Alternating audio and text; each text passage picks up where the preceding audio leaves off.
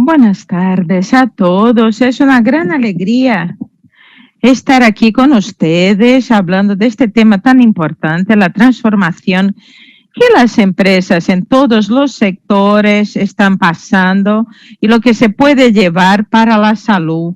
Antes de nada, quería darles la enhorabuena por este intento, esta iniciativa tan exitosa.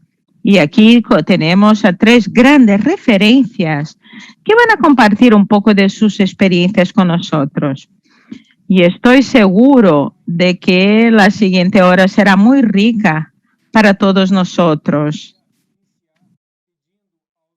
Quería empezar pidiéndole a los panelistas que nos contaran un poco sobre cómo es la jornada en sus sectores, la trayectoria de las transformaciones basadas en transformación digital y en otros cambios de nuestra sociedad que ha sido tan intenso en los últimos tiempos, y mi idea es oír primero a Marcela y Eduardo sobre sus sectores y después tener la oportunidad de oír a Dr. Paulo comentando cómo esto se puede aplicar en nuestras experiencias en el área de la salud. Entonces le paso la palabra invitando a Marcelo para que nos cuente un poco cómo ha sido ese trabajo en Globo dentro del sector de entretenimiento y cuáles son los grandes insights que puede compartir con nosotros. Buenas tardes, es un placer estar aquí. El último en que estuve presente fue en el Museo de la Mañana y la logística allí, muy bonito todo. Y hoy esta idea tan dinámica, que yo soy el director de tecnología para productos digitales, no solo para productos de vídeo, es globo.com y tenemos a Globoplay que sigue con esa trayectoria muy afortunada de los últimos años. Y cuando hablamos de lo digital, se confunde un poco con el crecimiento de Internet, pero es un modo nuevo de hablar con su consumidor, en su caso, con su paciente. Yo vengo de familias de médicos, mi padre es médico, cirujano de INCA, mi hermano es oncólogo de Sírio-Libanés, entonces la familia es de médicos y me gusta mucho el tema y hemos hablado bastante sobre la transformación y cómo el digital acerca a todas las industrias y la revolución industrial 4.0 es para todas las industrias, se presenta en los procesos y donde el servicio se convierte en plataforma. Y se utilizan sus necesidades, los servicios para cubrir las necesidades diarias y los jobs, como diría Christensen, de la Harvard Business School. Pero bueno, esa es la introducción que quería traerles y estoy muy animado para participar, para ver cómo podemos contribuir y crecer juntos en la dirección de este nuevo momento de todas las industrias que se conectan con más fuerza en esta conversación con el consumidor. Sí, me encanta esta visión de plataforma, como ustedes hablan en la industria del entretenimiento. Y quería aprovechar ahora para oír un poco a Eduardo, que nos cuente qué es lo que dentro de su industria toca la gestión de riesgo y qué es lo que puede enseñarnos sobre todas estas transformaciones que atestiguamos en las industrias. Buenas tardes a todos. Es un placer estar con ustedes aquí. Creo que toda la transformación y experiencia vienen del dolor, vienen ideas, oportunidades, pero también del dolor. Entonces, actuamos en un sector muy tradicional, que son los seguros. Y el hecho de que como hablamos, todos los partícipes están insatisfechos con los valores que paguen en los seguros de salud y con los ajustes. Nadie está contento. Cuando hablamos con las compañías de seguros, sabemos que los márgenes disminuyen por la siniestralidad y el escenario de COVID es un escenario aparte. Y no sabemos cuáles serán las consecuencias en relación a estos procedimientos, pero de modo general la siniestralidad ha subido y una remuneración bien distribuida. Entonces, cuando uno mira a los agentes del mercado de seguros, uno observa la insatisfacción de los dos lados. Y sumado a ello, vemos otros problemas de regulación. Y a cada año no hay reemplazo de procedimientos. Lo que pasa es que se empujan nuevos requerimientos, pero no se cambia unos por otros. Y hay cualquier demanda ya se busca, la judicialización ocurre con gran intensidad y muchas veces para cubrir una cláusula que siquiera ha estado prevista en el contrato firmado. Y por último, tenemos una estabilización que acompañamos hace algunos años del número de beneficiarios con acceso a la salud suplementaria. Por eso dependemos mucho de estos números del movimiento económico de las empresas, pero nosotros tenemos que mantener una atención estable. Entonces, esa ecuación no cierra. Las empresas no aguantan más a los reajustes, pero nosotros no tenemos más primas para distribuir. O sea, es la necesidad de una transformación de soluciones muy rápidas para que se evite un colapso en el mediano espacio de tiempo. Sumado a ello, tenemos una dificultad de concienciación, sea por la comprensión del valor del servicio o por las 4 generaciones distintas que tenemos en el mercado, y no solo de nuestro segmento. ¿Cómo es que uno puede estar en contacto en estas 4 generaciones con percepciones distintas, comunicando del mismo modo con un único objetivo? O sea que existe una unanimidad, sin duda, la búsqueda de los impulsores, de los nuevos modelos y productos dentro de este segmento. Y tampoco cabe duda de que la gente realmente desea invertir, pero una vez más nos deparamos con la cuestión de coste. Yo suelo decir que si 100 personas, si le ofreces una Ferrari a 100 personas, quieres comprar una Ferrari, todos van a decir que sí quieren, pero probablemente ninguna de ellas pueda comprarla. Entonces es eso, nos deparamos con la diferencia entre necesidad y capacidad. Y la cuestión de la intervención tecnológica, el avance tecnológico, es un reto que también tenemos que plantearnos para que la salud sea viable y asequible. Y entonces ahí entramos en la parte de los datos, el tratamiento de datos relacionados a la salud, son datos mucho más sensibles. Y uno sabe de nuestra deficiencia, y no solo en Brasil, pero en el mundo, en lo que dice respecto a la protección de datos Y entonces ese es oro, pero hay que trabajarlo para conseguir de modo muy efectivo tener estos datos de modo satisfactorio. Y entonces podemos añadir esto a los datos y los desperdicios en la salud, como he oído hablar aquí ya. Todas las partes interesadas contribuyen para eso, por la mala utilización, falta de control. Hay diversos factores involucrados en este segmento, factores sobre los cuales hay que tener un control mejor.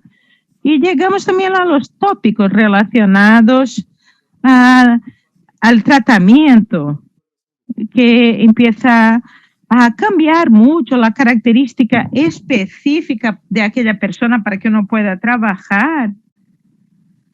Y uno empieza a hacer acciones por demanda, por cuestiones específicas, la inteligencia artificial, la Internet de las cosas. Hay distintos factores que uno tiene este factor decisivo para la transformación. Y ahí, ¿cómo uno transforma todo esto?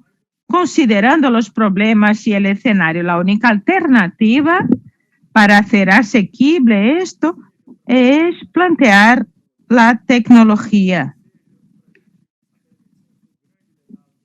La telemedicina, que es el gran legado, yo diría, de la pandemia, porque uno reduce el movimiento en los centros ambulatoriales, en los primeros auxilios, y conseguimos ahí reducir también costes, compilar datos de todas las fuentes disponibles de gestión ocupacional, de cuestionarios, y con eso lograr trabajar de modo preventivo, como es el concepto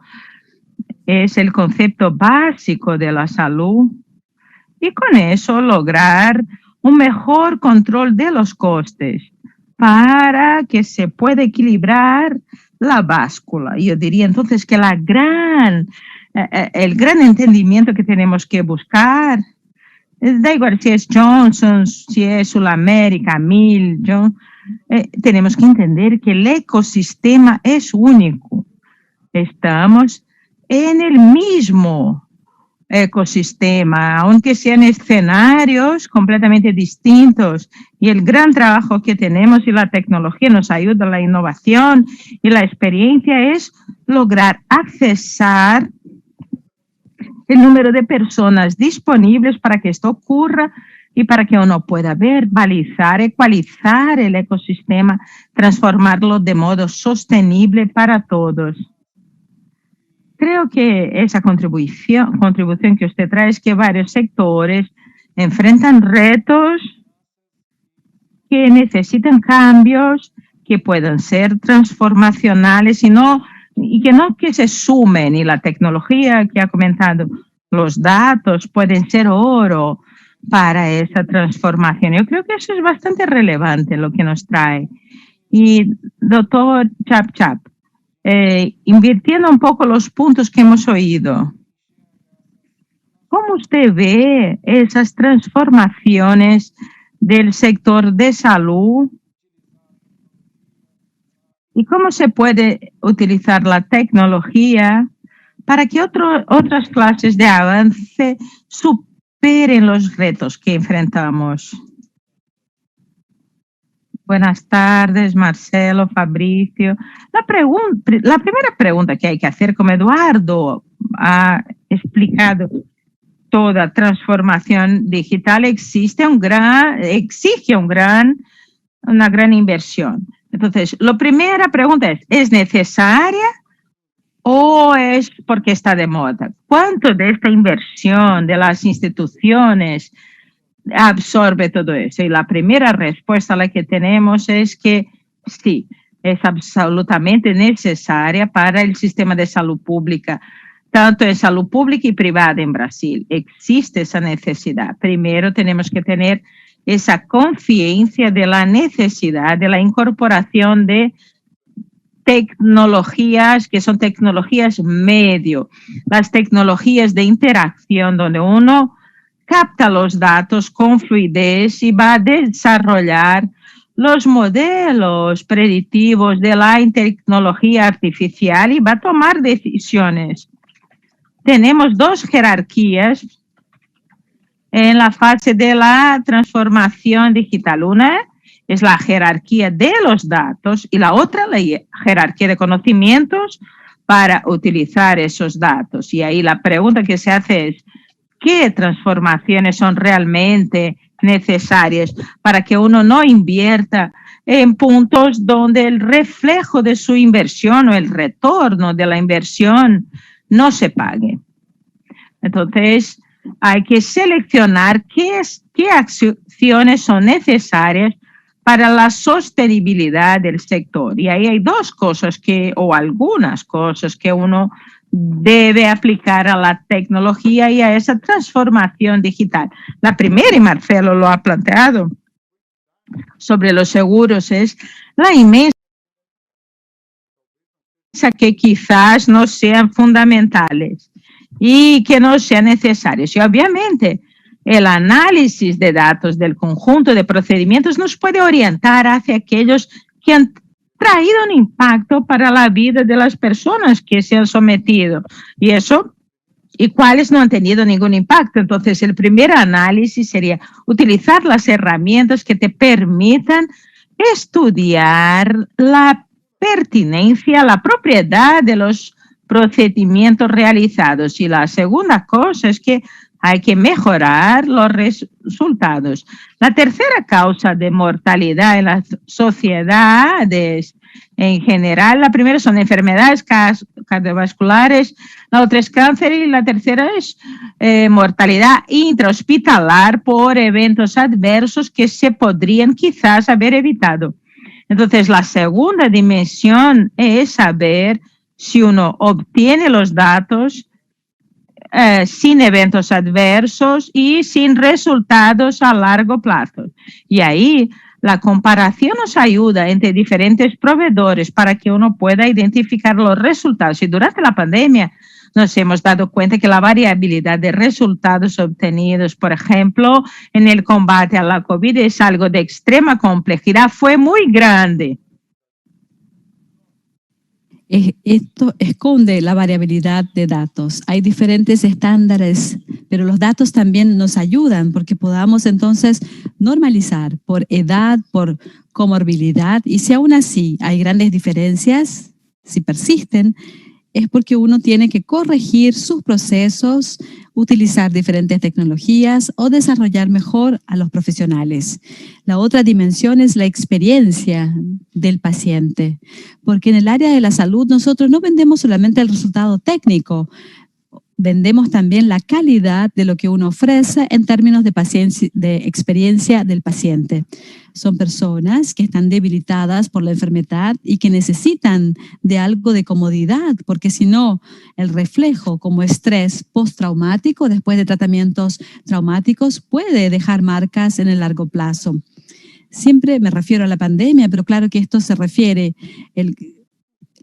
la COVID larga trae resultados muy malos en términos de salud mental debido al estrés postraumático. Hemos hablado de pertinencia, de resultado técnico y de la experiencia del paciente. Y otra dimensión que es la buena utilización de los datos que pueden traer beneficios, que es la administración del desecho. Aún en los procedimientos que son absolutamente necesarios, ellos se pueden realizar con menor costo, sin afectar el resultado, sin afectar la experiencia del paciente. Y acá entonces se hace un análisis comparado de la cantidad de insumos utilizados para un determinado proceso. Por ejemplo, una hospitalización clínica, quirúrgica, un procedimiento diagnóstico o mínimamente invasivo. Todos ellos siempre tienen que ser chequeados o verificados si tiene el costo mínimo para entregar el resultado que necesitamos. Bueno, para recibir esta transformación digital en una institución hospitalaria como es el Hospital Sirio-Libanés, que va a cumplir 100 años este año y que ha logrado adquirir o construir una alta reputación. Es una empresa tradicional típica que existe desde hace mucho, que tiene alta reputación y que a veces se plantea, ¿por qué tengo que hacer esta transformación? ¿No es cierto? Es el ejemplo clásico que ocupó un lugar, tiene un buen prestigio, buena sustentabilidad. Entonces la pregunta que corresponde es ¿por qué? ¿Por qué lo tenemos que hacer? Y los datos que les dije anteriormente demuestran que la transformación es necesaria, pero sí, no va seguida de un cambio cultural, de una conciencia de esta necesidad para una cultura más ágil, más dinámica, con más autonomía y con responsabilización en el contacto con el paciente. Si no llega esta transformación cultural, uno no podrá incluir las herramientas necesarias, y la transformación exige también, no de forma aislada, una transformación de la estructura de la organización y una transformación del modelo de gestión en esta nueva estructura de la organización. Podemos después, en el momento de las preguntas, hablar de las transformaciones que nosotros hemos tenido oportunidad, sea en la estructura como en el modelo, y la búsqueda por una cultura más ágil al interior de la institución para que puedan recibir las innovaciones. Seguro, fueron excelentes todos los comentarios y ustedes han planteado temas que pueden orientarnos en nuestro debate los próximos 30 minutos. Quisiera referirme a ese tema de la experiencia del paciente, que fue uno de los puntos nombrados. Y Marcelo también nos contaba de la visión de plataforma que Globo tiene, y a veces llamamos un ecosistema dentro de la salud. Muy pocos brasileños no participaron del fenómeno del Big Brother Brasil. Y es importante reflexionar que si vemos en los últimos 20 años, empezó con un éxito muy grande y después con la llegada de las redes sociales perdió un poco, pero en los últimos 2 años, en especial este año, la plataforma que ustedes crearon con la conexión con las redes sociales causó una revolución y la involucración de las personas pasó a ser increíble. Yo quisiera escuchar un poquito cómo es la visión de plataforma, utilizando como ejemplo el Big Brother Brasil, que terminó este último martes como un gran ejemplo de éxito. ¿Y qué es lo que las demás industrias, como la industria, podrían aprender para mejorar la experiencia del paciente y para solucionar otros problemas o dolores? BBB realmente es un ejemplo para Brasil. Él cuenta historias de brasileños para brasileños, que es una de las principales misiones que tiene Globo. Y nosotros decidimos realmente ver cómo era la experiencia, exactamente cómo. Y en la experiencia del usuario es donde aquel contenido como que satisface una necesidad. Si es en la red social, tenemos que estar ahí. Si es en el sitio, los productos tienen que estar disponibles. Si es en Globoplay, también tiene que estar ahí. Y cada uno va a traer un tipo de experiencia. O sea, cada plataforma va a presentar un tipo de experiencia y va a corresponder a una necesidad específica, sea del consumo en vivo, para que uno pueda ver todas las cámaras cuando no está en la televisión abierta, que es lo que conecta a todos los brasileños, el 98% de las casas, donde tenemos una audiencia entre el 30 a 40 millones de brasileños que están conectados a la vez. Es en las redes sociales donde la conversación es mucho más rápida. O sea, el concepto de red BBB, que fue un concepto que fue creado y fue muy inteligente, y en realidad terminó por ser un precursor del movimiento que hicimos ahora, que es la unión de las empresas. O sea, la transformación digital a que nos referimos no es solamente el producto y la aplicación, es cómo trabajamos y cómo llevamos eficiencia en el día a día, en el trabajo con los datos y también en la construcción, en la producción y reparto del contenido. Nosotros, Globo.com, este año somos Globo, una única Globo, pero BBB ya lo hizo hace algunos 3 años cuando invertimos la lógica. Es decir, en lugar de decir cómo la Globosat va a tratar Globo, cómo la Globo.com va a tratar el BBB, cómo el BBB va a ser consumido por el usuario. Pusimos el usuario o la persona al centro y cómo mejor corresponder a estas necesidades. Los grandes ganadores son aquellos que fueron muy específicos en la diana de la necesidad y utilizaron lo digital para crecer e interactuar en la respuesta del usuario. Este es uno de los aspectos de transformación. Es la capacidad y la disminución de la barrera para que nosotros veamos y conozcamos a nuestro usuario. Usted no tiene que tener un data center, un CPD. Es una tarjeta de crédito o algo en la cabeza y una visión estratégica de largo plazo. Pero una ejecución que se da en pequeños paquetes. Esta es una cultura ágil. En paquetes en que uno se equivoca y lo escucha más rápido a su público. O sea, lo de calidad es muy importante, pero la cantidad también en lo digital.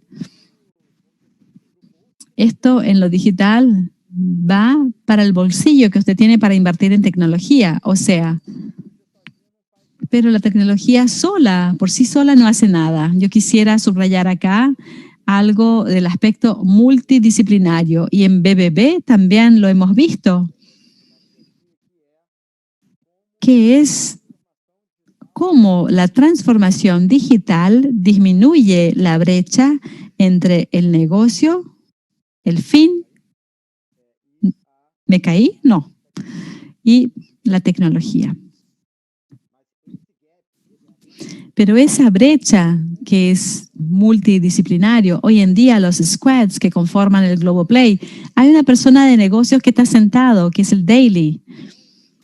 La decisión de qué es lo que va a salir no es una decisión de tecnología, es la decisión de un grupo multidisciplinario, chico y autónomo, y entonces vamos a tratar el tema de la jerarquía, obviamente con una visión de largo plazo y también de largo plazo y de compromiso, pero algo que es bien específico, es una nueva interacción. Están mirando los datos de ayer para reaccionar hoy, y es una persona de negocios, de tecnología, una persona de ciencias humanas. Es siempre bueno para tratar de entender cuál es el impacto. Esta multi-interdisciplinariedad tiene que ver con las estructuras de las organizaciones. Si usted no tiene una estructura, usted no logra ampliar o escalar. Se está congelando un poco. Y aprovechar lo digital en la plataforma. Excelente, Marcelo. Creo que lo perdimos un poquitito nada más al final, pero fue muy interesante lo que usted compartió con nosotros. Y reflexionando sobre la experiencia del consumidor en el caso de la salud pública, que es el paciente, me encantaría escuchar también por parte del doctor Paulo que comentara esta visión que Globo nos trae del mundo del entretenimiento en relación a la experiencia del usuario. Y también el tema de la cultura de la organización. Y por último también la integración entre los diferentes eslabones de una cadena, entre todos los que están como usuario al centro y no solamente el usuario adaptándose. Doctor Paulo, ¿qué es lo que usted quisiera subrayar en relación a lo que dijo Marcelo?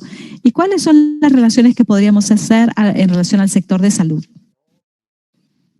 Bueno, obvio que la experiencia que Marcelo nos trae son de múltiples canales de interacción con el cliente, porque el cliente, por así decirlo, tiene sus preferencias y las preferencias según el momento, ¿no es cierto? Ahora uno puede interactuar por la computadora, por el teléfono, por su mobile, por una aplicación, por el móvil, puede utilizar un enlace y no sobrecargar el celular con aplicaciones. Hay diferentes maneras de interacción que caracterizan esta interacción que él nos describió. Y entonces uno mide la satisfacción del cliente en cada manera de interacción. Y nosotros también también lo tenemos que utilizar en el sector de salud, no solamente por el primer acceso, sino que para tener un contacto permanente. Y esto es clave si uno quiere cambiar la actitud de una persona en relación a su salud, perdón. No me refiero ni siquiera al tratamiento de la enfermedad. En esos casos, ¿verdad? Y aún más. Hoy tenemos pocos momentos de contacto. Cuando dependemos del mundo físico, uno obviamente tiene pocos puntos de contacto con el paciente en su jornada, en la enfermedad. Pero vamos a pensar en una enfermedad crónica, por ejemplo, de un tratamiento largo con una posible toxicidad que puede variar de una persona a otra, con un tratamiento de cáncer, con una quimioterapia, por ejemplo, una radioterapia. Hoy en día existen puntos de contacto que uno le ofrece, que son mínimos, o sea, puntuales, en el momento que va a hacer el tratamiento, pero todo lo demás, o sea, toda la jornada que tienen un potencial de toxicidad, disminución de la calidad de vida, inseguridad, falta de equilibrio, incluso también mental, causado por el miedo, claro, junto a su familia, que también puede tener una situación mucho más cambiante. Uno a veces se vuelve ciego en relación a qué es lo que necesita y uno no sabe qué es lo que le puede ofrecer. Con diferentes tecnologías de interacción, en gran parte de las veces, o a veces teniendo a alguien al otro lado, pero a veces ni siquiera estando ahí, le estamos ofreciendo algunas respuestas a las preguntas más frecuentes de una manera automática. Esto puede ser clave para cambiarle la experiencia, sí. O sea, tenemos que cada vez más abrir más puertas, permitir este high touch, estos contactos frecuentes con el paciente para mejorarle su experiencia y también mejorar la relación con su propia salud, permitiendo que ingresen en la sala los que están al lado, porque a veces el respaldo familiar y la educación sobre la salud de aquellos que están alrededor de un paciente es muy importante para que pueda tener una mejor experiencia. Y tenemos mucho que aprender seguramente con las otras industrias en este sentido. Realmente, high tech para ser high touch. Bueno, me parece un aspecto muy interesante. Y ahora buscando otro tema que el doctor Paulo había hecho en su introducción. A mí me encanta lo que Antonio Yeda ha comentado.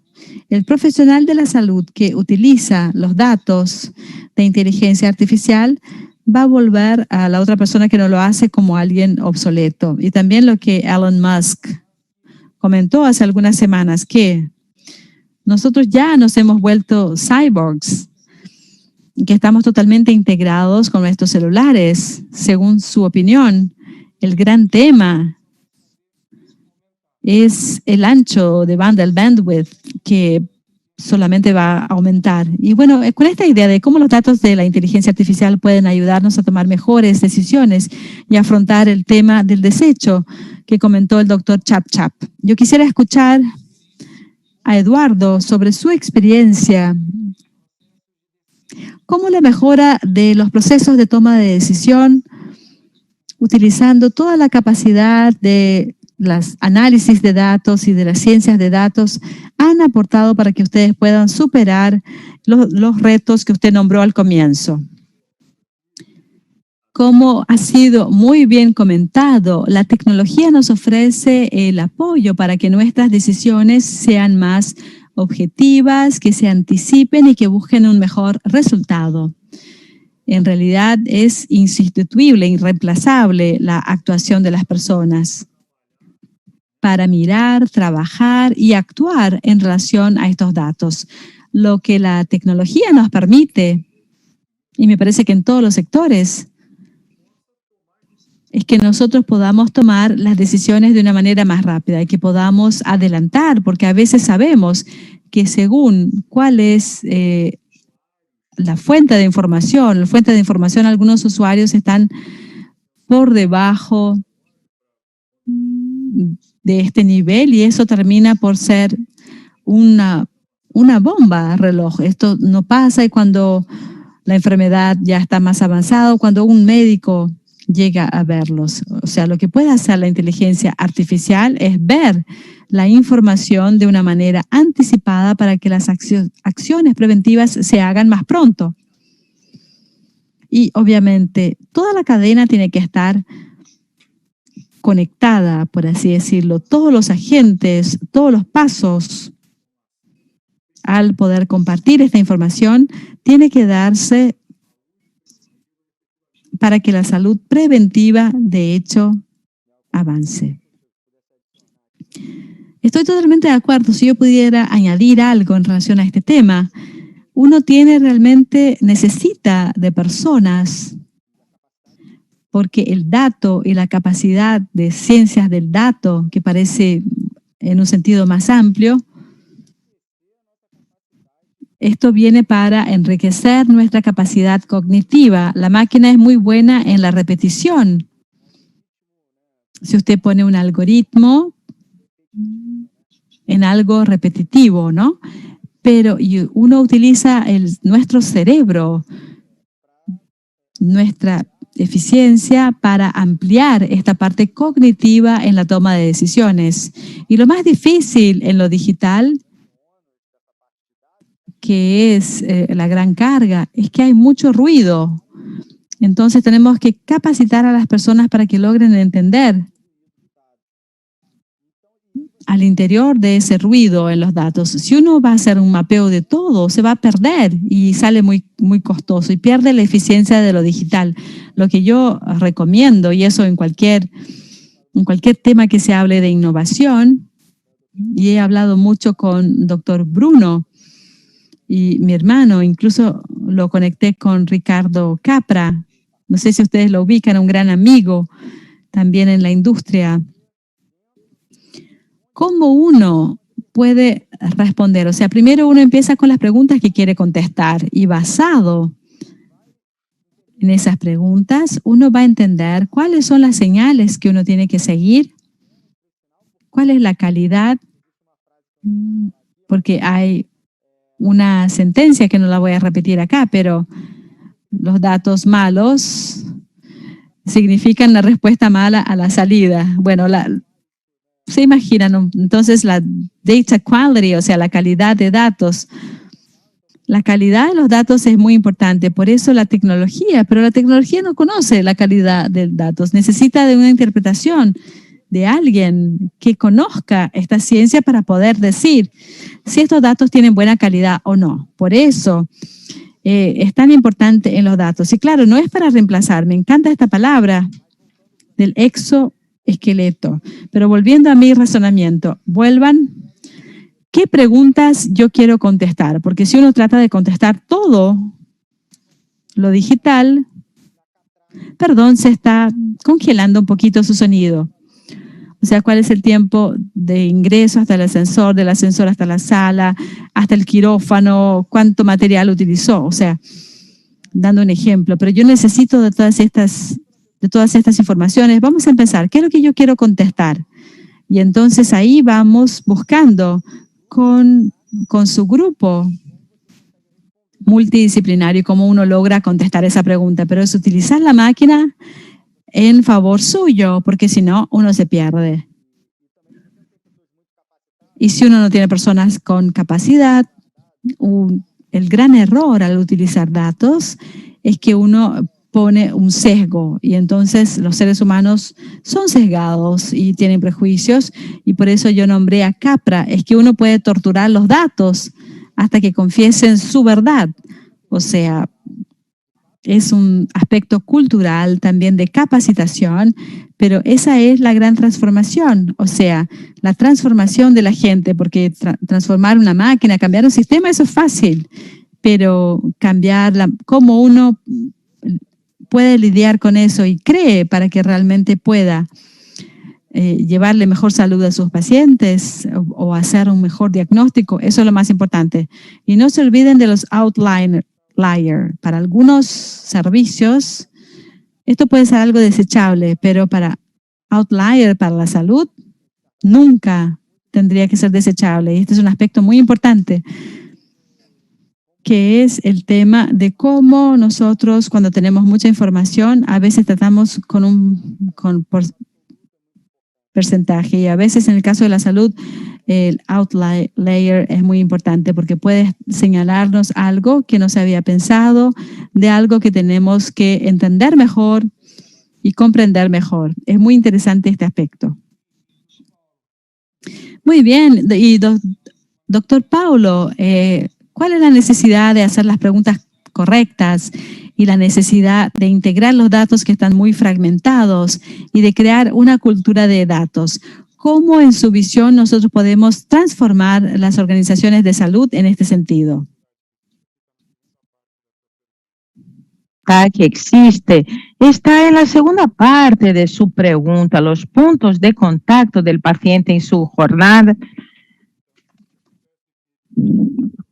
Y lo que ocurre es que uno puede hacer una parte del diagnóstico en un lugar y después va a hacer otro examen más especializado en otro. Entonces, tiene una natural movilidad en el sistema de salud.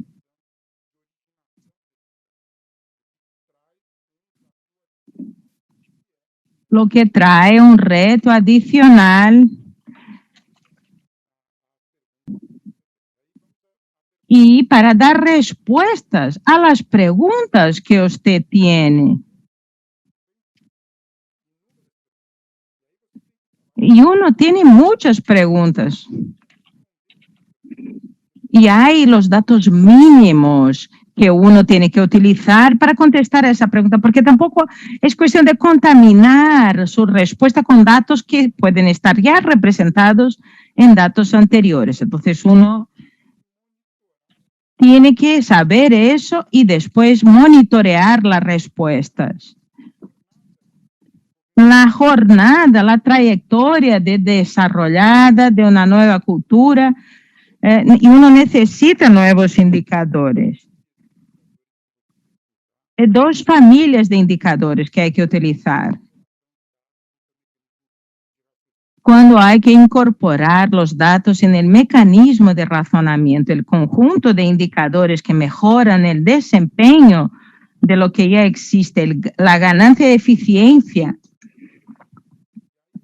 que hay que buscar. Yo les he separado dos siglas, dos de los acrónimos que más utilizamos. Tenemos los KPIs, que son el conjunto de indicadores de transformación. Y entonces uno tiene objetivos y resultados claves.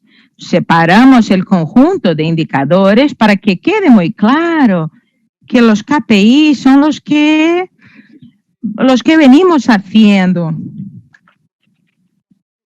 Las cosas que no son transformadoras, que no son absolutamente necesarias.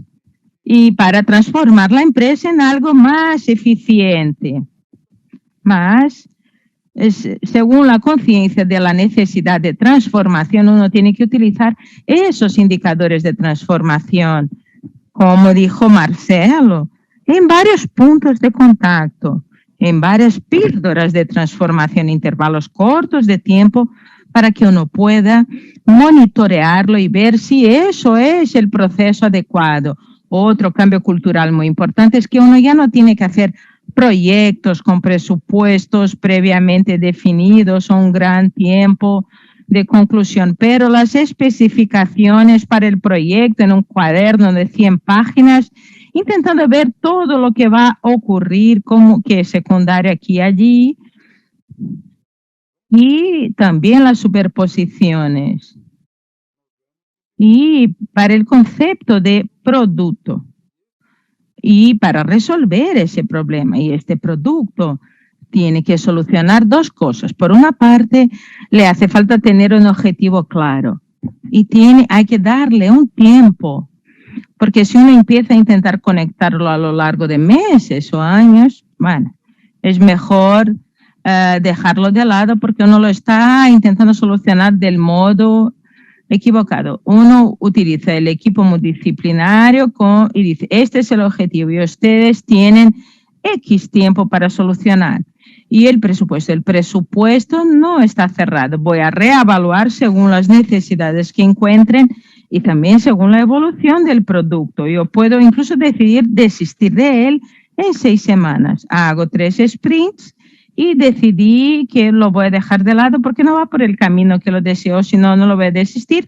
Puedo también cambiar completamente su metodología de abordaje. Vamos a solucionarlo de otro modo.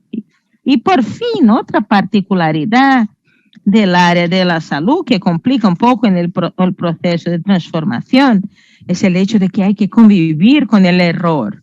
Y en el área de la salud no queremos hacer eso, porque el error en el área de la salud puede tener consecuencias muy malas. Y no queremos cometer ningún error, y ningún error terapéutico. Y que en la plataforma de interacción con el paciente son 2 cosas enteramente distintas. Que puede haber un bug, puede haber una lentitud y eso él me va a ayudar a corregirlo. No es lo mismo que decir que tengo que aceptar un error en la cirugía.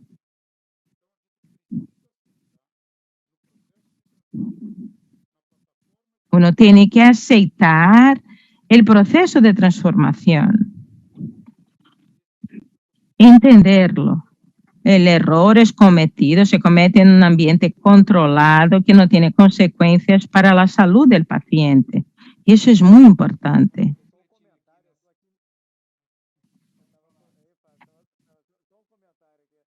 Un comentario. Yo estaba aquí mediendo, pensando, estoy en casa. MVP, FEOFEST, todo eso es mi ambiente. Ustedes trabajan en la industria de los medios, ¿no? Porque no es posible. Esa es la gran transformación. Él se rió también porque ahora es la tendencia, todos nosotros que vivimos en este mundo de la transformación digital de las industrias. Incluso conecta, porque es una cuestión de procesos, como las clases de proceso operativo. Y como eso nos está transformando a todos, fantástico, doctor Paulo, oírle aquí diciendo que la salud va por ese camino. Y la cuestión es que, para complementar lo de FEOFEST, uno de los conceptos es uno de los conceptos más mal comprendidos. Y en el Valle del Silicio no es que esté dispuesto a equivocarse, es que es aprender rápido y de modo continuado, es actuar de modo rápido y continuamente. Y por supuesto asumiendo el riesgo de cada industria, pero iterarlo rápido el resultado y evolucionar continuamente, más que el error. Lo importante es el concepto de aprendizaje. Me encantó oír todo esto.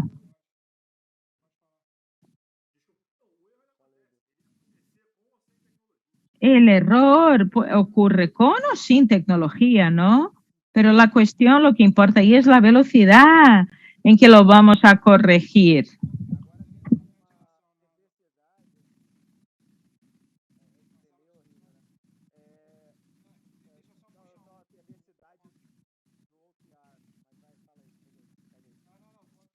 Pero sigue.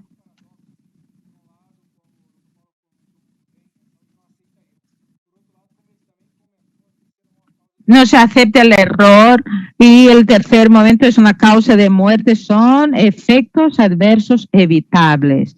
Y en Estados Unidos hay datos de que 400,000 personas mueren al año por eventos adversos evitables que podrían ser considerados errores. Y la gran cuestión que quería plantear aquí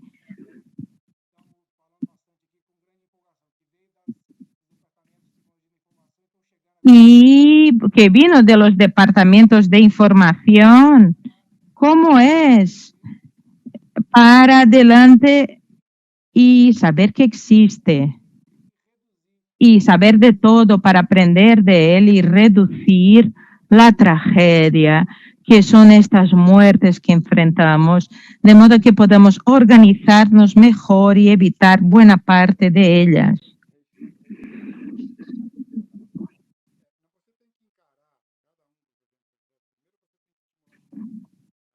Y para enfrentar los efectos de los eventos adversos, primero hay que estimular la cultura de las informaciones. Y ahí viene también, para cambiar esa cultura, hay que tener también una cultura de los fallos, de los mecanismos de seguridad de los procesos, que la gente puede haber saltado una parte de un proceso. Entonces, en primer lugar, hay que implementar una cultura justa, después hay que hacer un disclosure para el paciente y para la familia. Eso es parte de asumir el error y comprometer esta producción en la raíz del error, y uno hace las transformaciones necesarias para garantizar el proceso y los errores que dependen de medidas estructurales y de más tiempo para su desarrollo. Y después uno hace pruebas, y como son errores eventuales y nuestra institución no es de alta calidad y alta excelencia, uno va a saber si uno consiguió enfrentar una vacuna fuerte.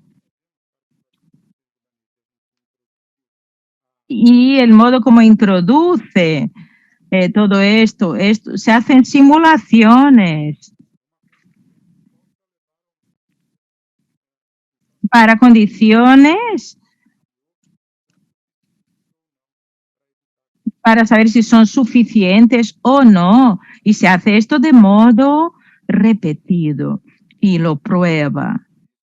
Y los mecanismos de seguridad, todo esto compartiendo la misma experiencia.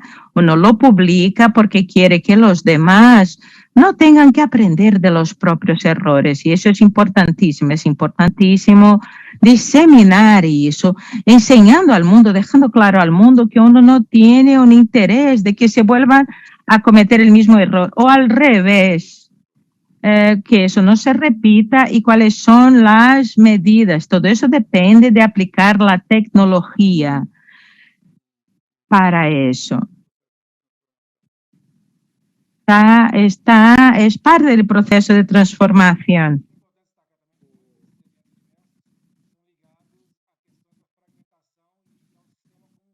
Están conectadas a las cuestiones de fragmentación y al sistema como un todo, desde pacientes que buscan el cuidado en una etapa muy avanzada de la enfermedad y otras cosas. Entonces, creo que hay que mirar eso de modo sistémico para que se puedan solucionar esos retos que tenemos en la salud. Creo que Marcelo y Eduardo querían decir algo más.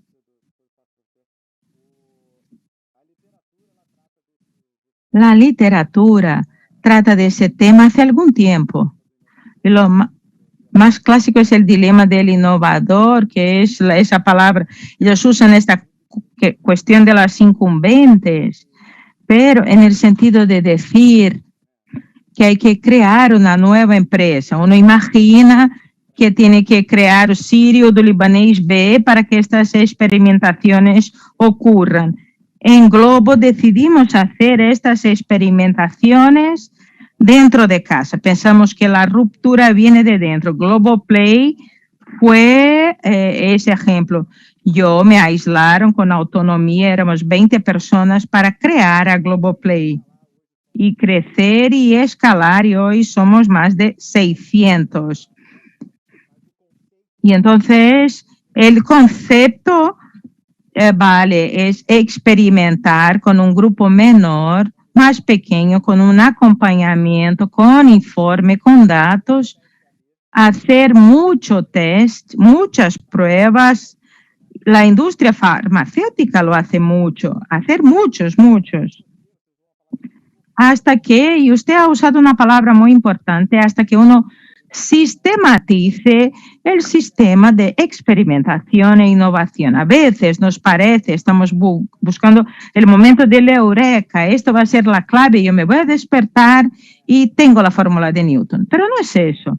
Uno tiene que sistematizar la experimentación en módulos más pequeños, hacerlo para en un ambiente yo puedo hacer la escalabilidad de este modo y de otro modo y lo va haciendo en ambientes más susceptibles a los cambios y se va sistematizando. Y ese tema me gusta mucho, es lo que hacemos, sistematizamos la experiencia y el avance y ahí sí, esa es la perversidad del modelo, es que uno está muy centrado en el corto plazo y siempre mirando KPIs de corto plazo. Entonces, es importante que haya medidores de largo plazo para que uno vea si necesariamente tiene que cambiar la orientación. Y la cuestión de publicar, que el doctor Paulo mencionó, eso es muy importante. Tratamos eso como open source. Antes estábamos muy preocupados de la propiedad intelectual y hoy estamos mucho más interesados en publicar y en que haya más gente contribuyendo para su proceso. La cultura del open source vale para todo lo que estamos hablando aquí. Seguramente hay mucho de ello en esto. Son dos palabras que usted ha usado. Estamos en el mercado tradicional, la ejecución de estos segmentos es fundamental. Y el segundo punto, para el compartir el conocimiento, la información y el universo es el mismo. El ecosistema es el mismo en industrias diferentes. Necesitamos cambiar ese tipo de procedimiento para el área de prevención, para el área de procesos, experiencia del usuario. Creo que cuanto más se compartan los datos, mejor para todos los sectores que van a evolucionar. Excelente, estamos llegando a la parte final de nuestra conversación. Me gustaría invitar a todos para hacer consideraciones finales en 2 minutos de lo que aprendimos aquí y qué es lo que vamos a explorar. ¿Y quién quiere empezar? Sí, adelante, doctor Paulo. Acá tenemos un ejemplo de lo que nosotros llamamos de crear plataformas al interior de ecosistemas. ¿Cuánto que un proveedor de servicio de salud si estuviera más cercano a una empresa de seguros que a veces están allá o al otro lado? ¿O cuánto una industria de esparcimiento que tiene múltiples puntos de contacto con sus clientes, incluso permanentes, ¿no? De una determinada manera. No back and forth, pero sí en un sentido. ¿Cuánto podrían aportar también en la construcción de un sistema, de un ecosistema, en el que el paciente encontrara un lugar o la persona o el ciudadano encontrara en un solo lugar todo lo que necesita con la velocidad con la que empieza a acostumbrarse y nosotros no lo podemos decepcionar en relación a la instantaneidad que busca. Y yo los felicito a ustedes por haber armado un panel donde tenemos miradas distintas, que es satisfacer la expectativa del paciente para su propio beneficio y en beneficio de su salud. Eduardo, ¿quiere hacer sus comentarios? Me parece que el doctor Paulo lo ha dicho todo. Ojalá que lo hagamos más, ¿no es cierto? En más encuentros para que podamos conectar diferentes industrias para alinear este pensamiento y entender que el objetivo es el mismo. Y le agradezco mucho por la oportunidad, siempre muy interesante y he aprendido mucho. Y también hacer hincapié en lo que dije al principio, que la búsqueda por una conciencia más grande en todos los niveles sobre la necesidad de una participación en esta situación en que vivimos. Nosotros desgraciadamente sabemos que en gran parte de los casos la salud pública En muchos casos funciona, pero en la gran mayoría no. Y nosotros necesitamos hacer con que este sistema sea más sustentable, que haya una conciencia para que este mutualismo sea sano y factible para un número más grande de personas. Muchas gracias. Muchas gracias a todos ustedes por el excelente debate. Gracias, Eduardo y Marcelo. ¿Qué es lo que nos quieres decir en estos 2 minutitos finales? Muchas gracias por la invitación. Para estar aquí, e intercambiar y aprender de manera continuada es lo normal, o sea, es lo usual. Y me parece que la humanidad ha aprendido y se ha adaptado a estas condiciones. Y nosotros seguimos entonces en nuestra misión de atender a nuestros clientes, sea en la salud o en los medios, y saber que estamos muy cercanos a esa revolución industrial 4.0. La industria lo denomina así. Mucho se habla del 5G, que es lo digital llegando al campo, y la Internet de las cosas, la conexión de todo. Y en esa conexión de todo, estas conexiones nuestras entre diferentes disciplinas van a ser muy importantes, van a ser determinantes. Y fue muy interesante salir de las operaciones, de lo que estaba haciendo así, y poder debatir y escuchar. Realmente es muy importante, y también devolviéndole un poquito a la sociedad este conocimiento.